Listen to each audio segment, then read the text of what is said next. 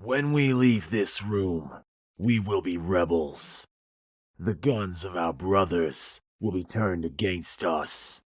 I will call upon you to do questionable things. But there is no other path now. There is no choice. We alone may be the only souls capable of carrying the warning. Compared to the atrocities that go on every moment in the grim darkness of the far future, today's dick move is perhaps a little tame. But given the circumstances, the people involved, and the sheer disappointment it evokes, I think it makes the list. Today, we're looking at that time Rogal Dorn gave Garro the Chris Rock treatment. A notoriously straight-laced space marine, Battle Captain Nathaniel Garro was a Death Guard veteran who'd been with the Legion longer even than the Primarch Mortarion. Born on Terra, he held old traditions close, and a fanatical loyalty to the Emperor of Mankind even closer. So, when the Horus Heresy was in its opening stages, Garro was accurately marked as an Astartes that would not turn his back on the Emperor. Too badly injured to be deployed on the surface of Istvan III, where most of the traitor legions would purge their loyalist elements, Garro was instead left aboard the Eisenstein, an old warship in orbit with only a small force to be eliminated by other, more tractable Death Guard. Things did not go as planned.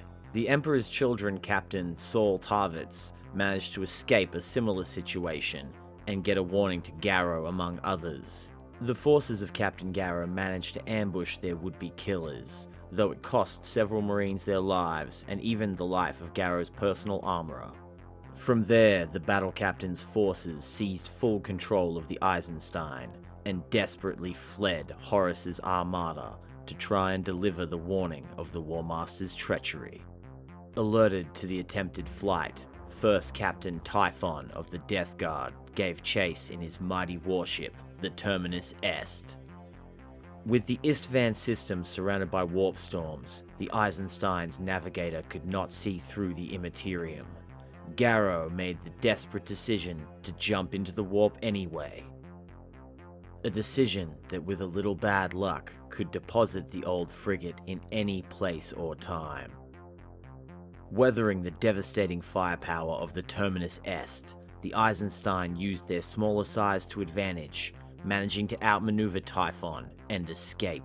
But not before they had suffered significant enough damage to heavily weaken their Geller field, the piece of technology every human ship uses to keep their vessels safe from the energies of the warp. Shortly after transporting into the warp's non-reality, the ship was invaded by creatures we now know are plague-bearer demons, spreaders of virus and despair, servants of the entropic god of chaos, Nurgle.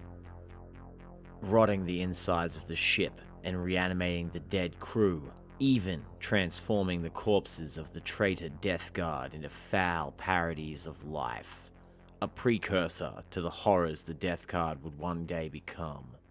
Nigh unstoppable while inside the warp, this demonic incursion quickly proved too much for the loyalist Death Guard defending the Eisenstein. With no other choice, Garro once again ordered an emergency translation, and the ship dropped out of the warp. They had survived once more, but the cost had been monumental. Garro's protege, Solon Decius, had been left barely clinging to life, as a supernatural illness given to him by the Plague Marines turned the promising young officer into a creature of nightmare. Elsewhere on board, the emergency drop had killed the navigator and astropath, leaving the Eisenstein unable to either navigate the warp or send its emergency message psychically. Determining they had neither the supplies or time to make a sublight trip anywhere, nor the ability to direct themselves through the warp, Garro decided to take a leap of faith.